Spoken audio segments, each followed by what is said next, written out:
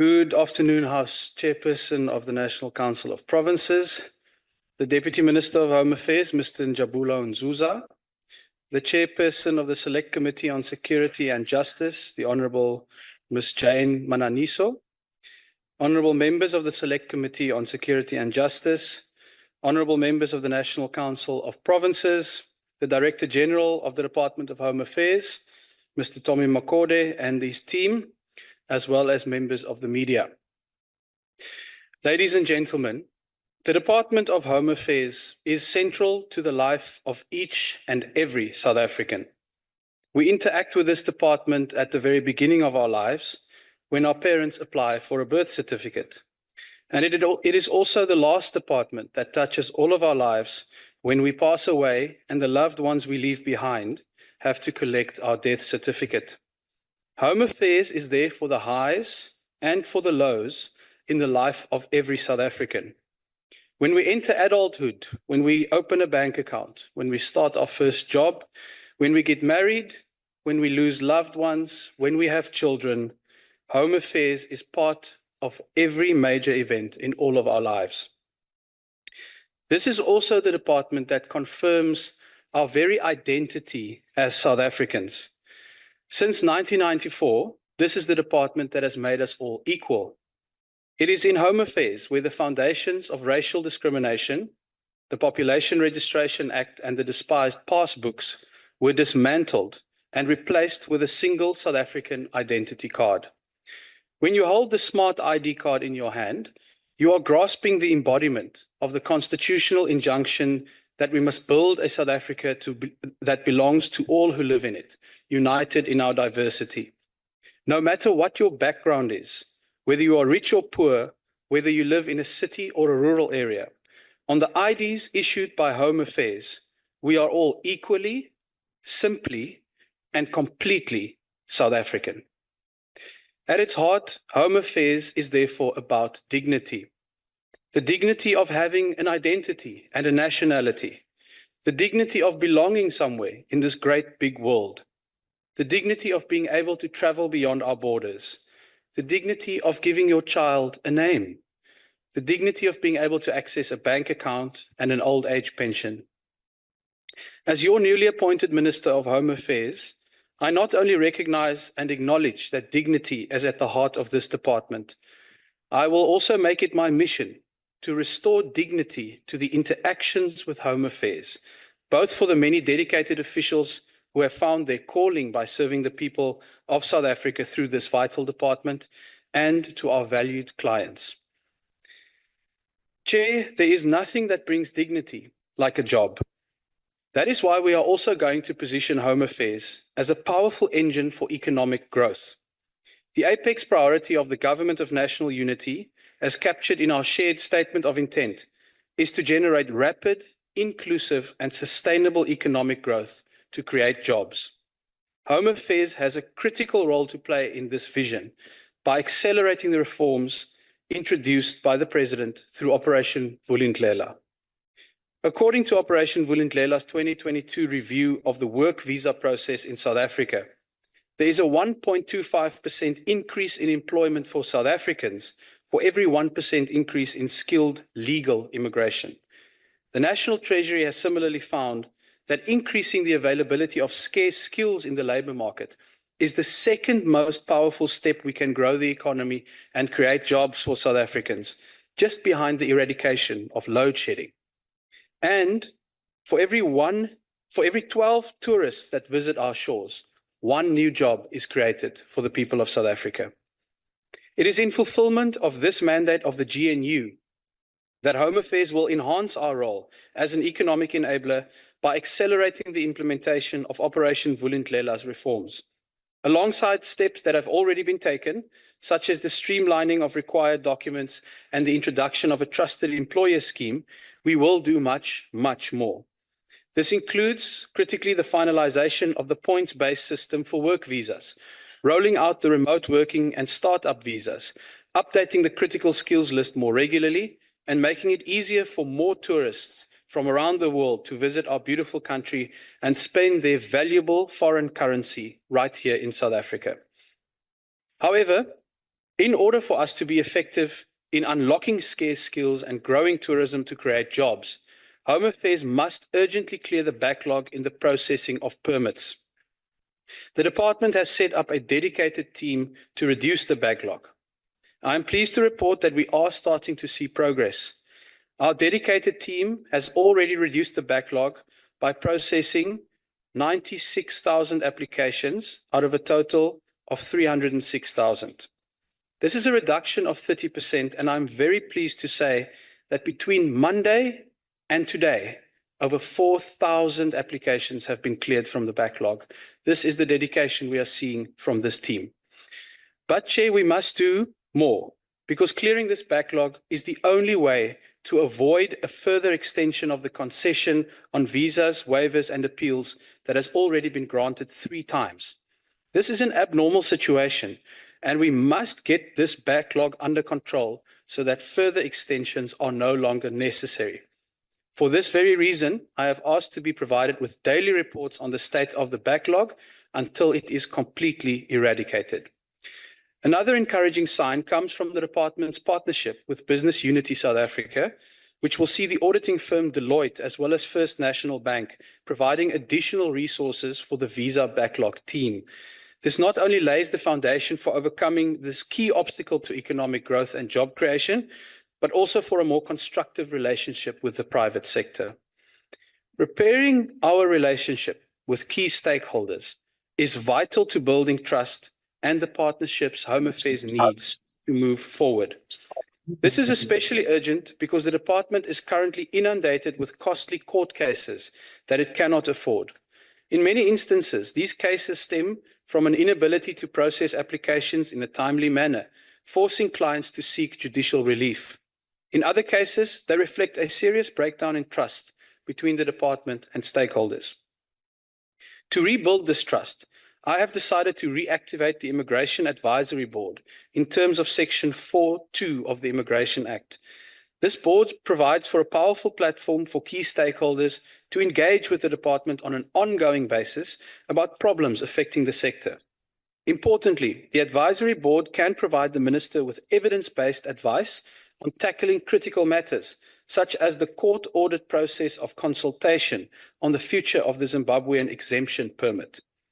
Going forward, the advisory board will serve as a vital forum where problems can be ironed out before they escalate to the courts and where scientifically researched and evidence-based advice can help us address key challenges. Even as we work to implement the GNU mandate for a better visa system to welcome people who want to contribute to South Africa legally through their skills, investments, and as tourists, we must acknowledge that there is another side to this coin. South Africa needs to do much more to combat illegal immigration. We must do so both because it is central to our national security, but also out of our commitment to economic growth. For the reality is that no one will want to visit or invest if we allow our country to lose control over its borders and internal security. This problem needs to be tackled in a sustained, integrated, and collaborative way. In the coming year, Home Affairs will increase the number of inspections at restaurants, spaza shops, farms, and mines by over 50% in order to take action against people who are illegally employed, including through deportations. But these inspections are most effective when done in collaboration with other departments, such as Employment and Labour, the South African Police Service, and local government. I will be reaching out to colleagues in those relevant departments with the aim of conducting joint operations to maximize our ability to hold everyone involved in illegal activities to account. Today, the Border Management Authority's border guards have intercepted and deported over 296,000 individuals who had attempted to enter the country illegally. In addition, over 300 vehicles were intercepted when criminals attempted to illegally take them out of South Africa. These illegal cross-border activities will further be combated by the BMA through funding received from the Criminal Asset Recovery Account, which is being utilized to procure critical security and ICT equipment, such as drones, body cameras, and speedboats through Arms Corps. But the reality is that the BMA, like Home Affairs itself, is underfunded. If we want to properly manage our borders, honorable members, we will have to invest more resources in doing so. A further urgent priority in improving the dignity of interactions with Home Affairs is to stabilize the online system. It is unacceptable that in the year 2024 and in the age of artificial intelligence, we still do not have reliable IT systems at Home Affairs. The days of system offline need to come to an end because I want to be your Minister of System Online. In order to achieve this, we need to embrace modern technological solutions. One of the options under consideration is the recommendations from the Council for Scientific and Industrial Research to optimize the department's IT infrastructure network. I am pleased to report to this House that the first set of offices have now been upgraded to fiber connections, ensuring operating speeds at 1 gigabyte per second throughout.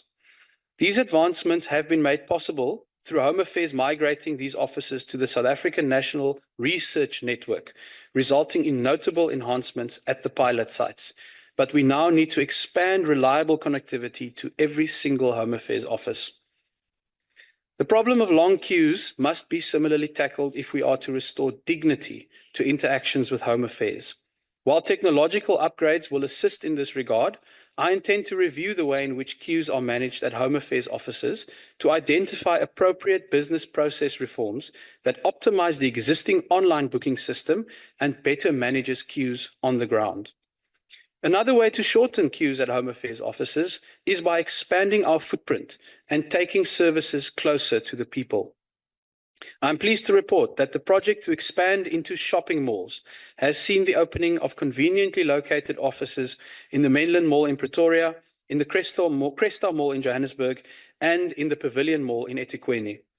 This will shortly be followed by the opening of a new office inside the Tiger Valley Mall right here in the Western Cape, as well as modernized services at the Stellenbosch office.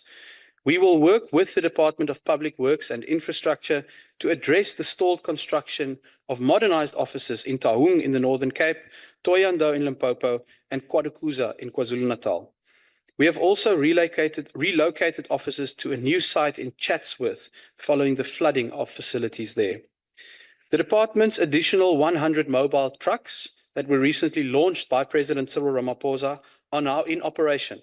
In fact, I saw them in action alongside the Deputy Minister just last week when we visited Otongati to hand over new smart identity cards to the victims of storms and the tornado that ripped through the area last month. This mobile fleet and the diligent officials who serve a community there that had lost so much exemplifies how we can restore dignity to the people through Home Affairs. Honourable Chairperson, corruption is the enemy of dignity. Theft, fraud, and other forms of maladministration pose an existential threat to our vision for a dignified Home Affairs that powers economic growth. This includes by devaluing our official documents. Even though the announcement by Ireland last week that citizens of South Africa and Botswana now require visas to visit the country did not specifically mention this issue, I am still going to request a meeting with the Irish ambassador to understand the extent to which concerns over corruption may have influenced this regrettable decision. Investigations by the Special Investigating Unit are also ongoing. I urge the unit to prioritize these Home Affairs investigations, including specifically the ones identified in the Lubisi report. Home Affairs has its own counter-corruption and security services branch that must be strengthened. Even as we work to empower diligent officials in the department, I must make it clear that there will be absolutely no tolerance for corruption under the administration of the Government of National Unity.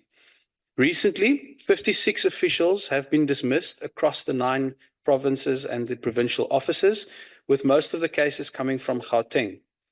A good example of what we expect from disciplinary processes, but also the criminal justice system, comes from just last month, when a Pakistani national, Arfan Ahmed, was convicted for bribing Home Affairs officials at the Krugersdorp office to the tune of 45,000 rand.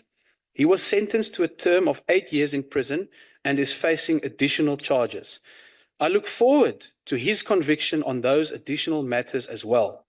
So far, 6 officials were also convicted and sentenced to a combined 70 years imprisonment. The rest of those criminal cases are pending and I will be following them closely. for this is the type of accountability that all South Africans want to see more often for people, both foreign and local officials, who debase our country through their corruption and greed. Chair, both the Independent Electoral Commission and the government printing works also fall under this budget vote. The IEC has a budget of 2.3 billion rand to do its work this year. The Electoral Commission is set to undertake a review of the 2024 election. This process will include key stakeholders, including political parties represented in this House. South Africans expect the review process to be thorough so that operational and technical challenges are addressed ahead of the 2026 local government elections. The Electoral Amendment Act of 2023 contemplated the appointment of an electoral reform consultation panel. Predicated on this act, the panel members have been appointed, and the panel has commenced its work and must conclude its task within 12 months of the recently concluded elections. I'd therefore like to encourage all South Africans to engage with the important work of this panel. Unlike the IEC, which is an independent institution in terms of Chapter 9 of the Constitution, the Government Printing Works is an entity of the department and serves as South Africa's security printer. GPW prints documents such as travel and identity documents and examination materials, and it is also responsible for security certification. Importantly, the GPW currently is a profitable state-owned entity with revenue of 1.7 billion rand in the 23-24 financial year. During the current administration, both the passport and smart ID card will be refreshed and updated in order to enhance the security features of these documents with the aim of building trust by more countries and organizations worldwide. Honorable Chairperson, last but most certainly not least, I want to share with you two anecdotes that demonstrate the dignified department that we aim to build. The first one involves Ms. Dudu Mashlangu, who works at Visa Facilitation Services. 2 weeks ago, she physically got on a plane and flew to East London from Johannesburg to assist a client who faced an emergency situation. And she's not the only official in this department who goes above and beyond to deliver. At the Belleville office here in Cape Town, Mr. Fuzile Sebeta and Mr. Mteteleli Drai are two more service delivery champions. I found out about both of them when I received a heartwarming message from a social media user on X. The user posted about his positive experience at the Belleville Home Affairs office. He reported that Mr. Sebeta and Mr. Drai went out of their way to assist his autistic child to apply for his enabling document in a dignified manner. Chair, these actions by these service delivery champions exemplify our mission to bring dignity to all the services rendered by Home Affairs. We need to see much more of it across all the branches and components of this vital department, because a working Home Affairs makes South Africa work. I thank you.